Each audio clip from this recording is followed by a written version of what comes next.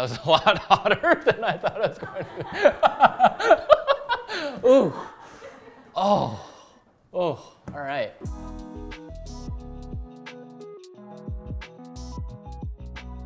What's up, everybody? My name is Matt. I work at Food 52. For the past 6 years, I've been working in coffee. A little bit about me. I got into coffee because, well, I love having coffee with people. My passion for coffee, yes, there's so many different flavors, varieties, and other smells we can get out of complex beverages in the coffee industry, sure. But at the end of the day, my favorite coffee is with someone else. Let's talk a little bit about some key notes about coffee. Coffee is actually very much like wine. Vineyards and coffee farms often go through the same rigorous quality control to ensure delicious beverages. If that includes atmosphere, altitude, varieties, soil composition, pH, and moisture levels in the air, it's been written down, it's been recorded. Coffee farmers and wine producers all sort of go through a similar experience of trying to control terroir. What makes coffee different than wine is it's not done when it comes to our house. It's not a finished product like wine is. Wine, you could drink it right away. It's set in stone. I'd say majority of your coffee's flavor is already set before it gets here. It's set in the farm and in the production facility. Roasters and baristas can only hope to keep that sort of delicious flavors present and honest. And so today, we're here to explore that topic. Let's start with some beans. So let's start with what actually is a coffee bean. Well, it's harvested in a fruit, and on the outside is the skin. On the inside is the actual fruit and meat, the pulp, so to speak. Then towards the center, we have the seed. What's interesting is around the seed are tougher fibers and other aspects of the fruit called mucilage. That is the hardest part to get rid of. And so a lot of the processes go through fermentation as a way to break that down. And what we're left with is just the seed, which we call the coffee bean. So one of the biggest things you should consider when purchasing coffee is how it's been processed. Now, there are two major types that you should look for in the supermarket or your local coffee shop: natural and washed. Natural process is farmers harvest the cherries, let them sit out in the sun and dehydrate to a desired moisture percentage. Then the skin, the pulp, the mucilage are all removed, and then we're finally left with the seed, and that gets shipped to roasters. You're left with some coffee with a little bit more of a muddy, fermented flavor. But through time and process, a lot of producers have created some delicious, fruity, elegant, natural processed coffees. Over here on the wash process, it's a little bit different. The skin and the fruit are actually removed from the cherry, and we're left with mucilage and seed. Now, that gets soaked in tanks of water from anywhere between 8 to 50 hours. During that fermentation process, the mucilage breaks down, and the producers can then take that off the seed, which then gets shipped over to roasters. What's different is how clean the coffees end up tasting. If you like bright, floral, and tea-like qualities in coffee, this is what you should go for.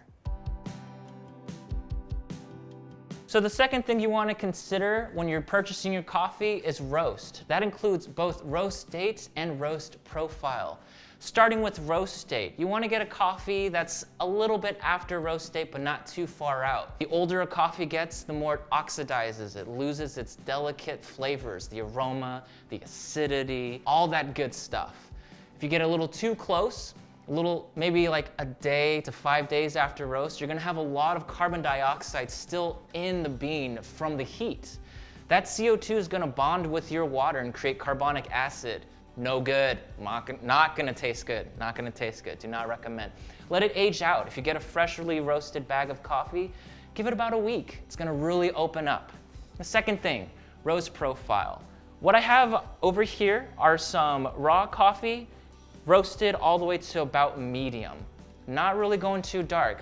The reason why a lot of companies roast very dark is if you buy a lot of coffee and you just roast it deep, you don't have to worry about inconsistency. But in exchange, you end up losing a lot of the aromatics, the sugars, and the acidity that's present in coffee, which I think are the fun things in coffee, the things to talk about with your coffee nerd friends like me.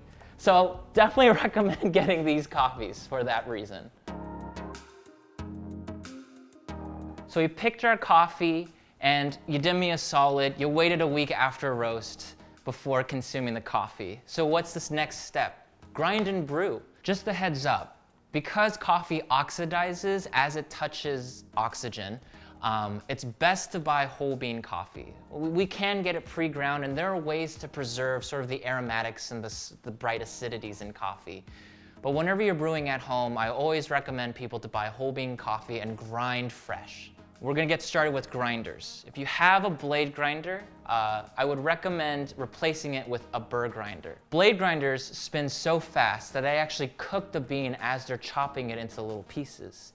It changes the way the coffee tastes. It kind of produces something that you don't really want to drink. The second thing is it actually produces fines.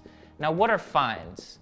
Fines are small, tiny coffee fragments that slow down your drip machine, they slow down your espresso machine, and it creates a very different flavor, and it interacts with water very differently. You don't want any of that. You want a burr grinder. You could do a manual one, you could do an electric one, whatever you decide, you want a burr.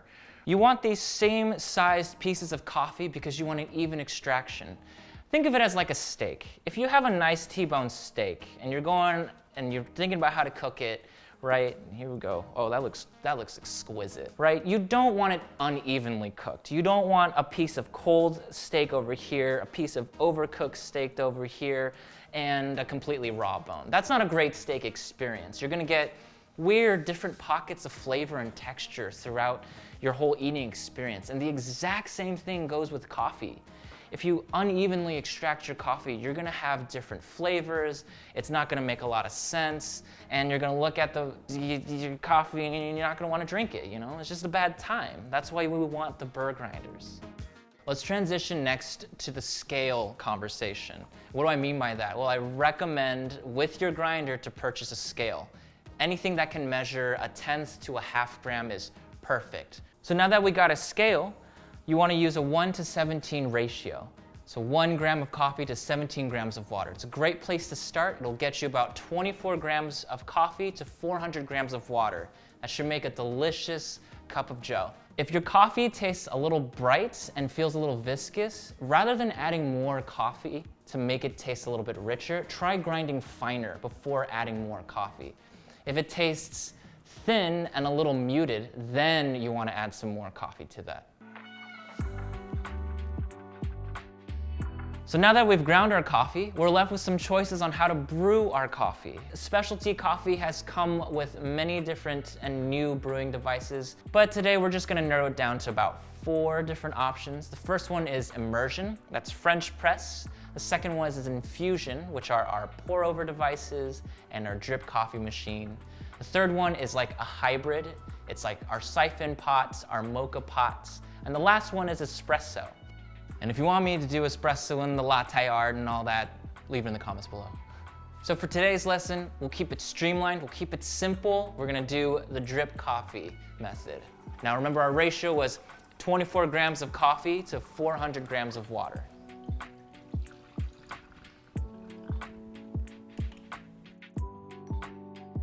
Thanks so much for watching, guys. We're at the end of the video with the full cup of joe. Have fun, experiment. Have it with people you love. Have it with yourself. Regardless of what you do, just enjoy the coffee. Leave a comment below. Let me know what you think. If you want me to go more in depth, if you want me to explore different topics, let me know. Cheers, guys.